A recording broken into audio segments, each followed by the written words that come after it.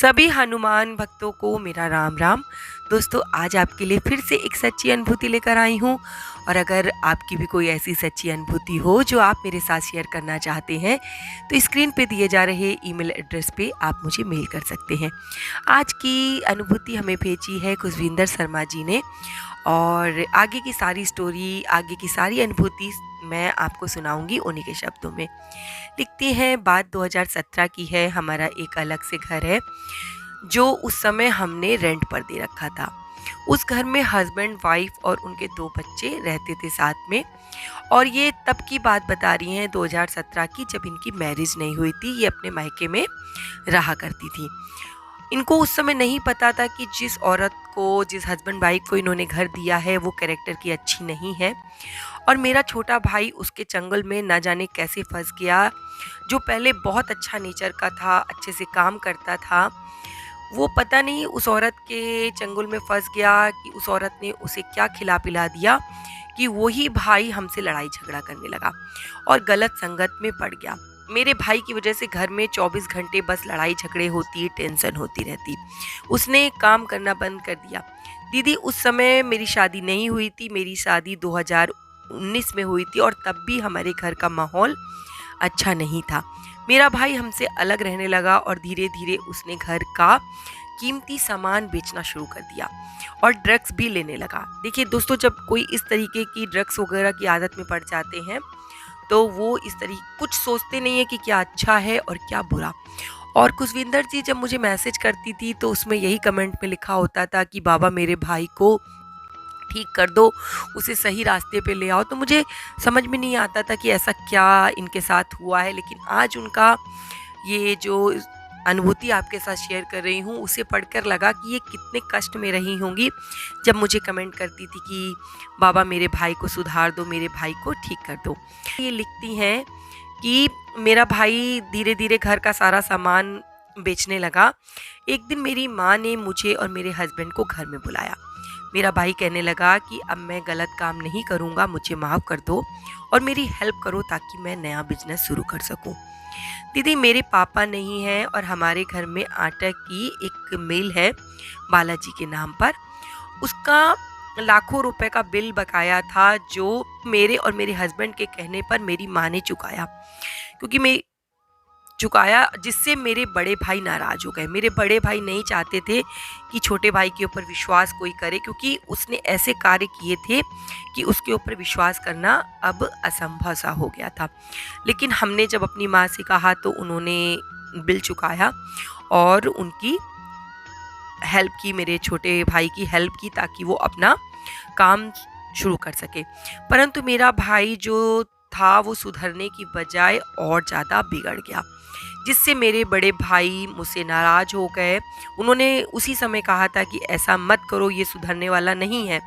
पर हमने सोचा कि एक बार हेल्प कर दे। लेकिन जब उन्होंने फिर से गलत कार्य करना शुरू कर दिया, जिससे मेरे बड़े भाई भी मुझसे नाराज़ हो गए। उन्होंने मुझसे बात करना बंद की, यहाँ तक कि जब हम घर पे आते तो वो कभी हमें बुलाते नहीं थे, हमसे बात नहीं करते थे, जो मुझे बहुत बुरा लगता था। और जब इनकी आगे ये लिख रही हैं कि ना उनके बच्चे बात करते, ना भाभी मुझसे बात करती, मुझे समझ में नहीं आ रहा था कि मैं क्या करूं। मैं दिन रात रोती रहती थी, मेरा दिमाग एकदम सुन्न पड़ गया था। इसी टेंशन के बीच मैंने एक बेटी को जन्म दिया 8 मार्च को। उसके 2 दिन ही बाद मेरे भाई ने घर में बहुत झगड़ा किया। पूरे मोहल्ले में हमारी बेइज्जती हो गई। मेरी बेटी के होने पर किसी ने हमारा हालचाल नहीं पूछा, कोई मेरे को देखने के लिए नहीं आया, मेरी बेटी को किसी ने आशीर्वाद नहीं दिया। मतलब इतना ज़्यादा इनसे सब लोग नाराज़ हो गए थे कि कोई इनका साथ देने को तैयार नहीं था। इतना ज़्यादा इनके घर में माहौल ख़राब हो गया था। फिर मैंने अप्रैल में ट्यूसडे को और सैटरडे को 11-11 बार हनुमान चालीसा पढ़ना शुरू किया। बाबा से बार बार प्रार्थना की कि मेरे घर में सब कुछ ठीक कर दो, कुछ चमत्कार करो। और मई में चमत्कार हुआ दीदी। मेरा बड़ा भाई जो छोटे भाई से बहुत नाराज़ था, वो खुद ही जाकर छोटे भाई को वापस घर बुलाकर लाए और छोटे भाई ने भी माफ़ी मांगकर कहा कि अब मैं सभी बुरी आदतें छोड़ दूंगा और मुझे सेंटर में भेज दो ताकि मैं अपनी ड्रग्स की आदत से मुक्ति पा सकूं। दीदी, मैं बाबा को अपना बड़ा भाई मानती हूँ और राखी भी बांधती हूँ। मेरा भाई भी बालाजी का भक्त है, उसे बालाजी ने सही राह दिखाई सही समय पर, नहीं तो सब कुछ बर्बाद हो जाता।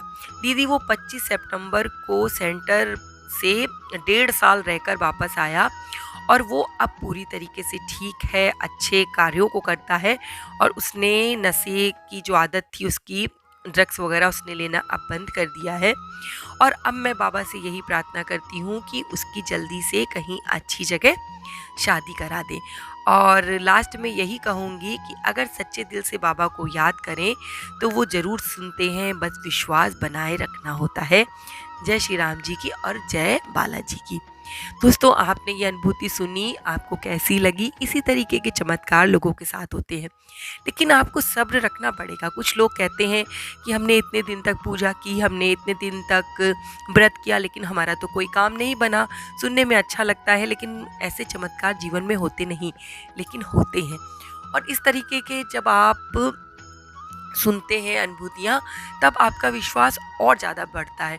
और जब विश्वास ज़्यादा होगा, आपके अंदर ये भावना आएगी कि नहीं, बाबा ने उनका काम किया है, उनके साथ चमत्कार किया है, तो मेरा काम भी वो ज़रूर करेंगे। इसी विश्वास के बल पे दोस्तों आप कुछ भी प्राप्त कर सकते हैं। मैंने पहले ही कहा है कि भक्ति में विश्वास की नींव होना बहुत ज़रूरी है।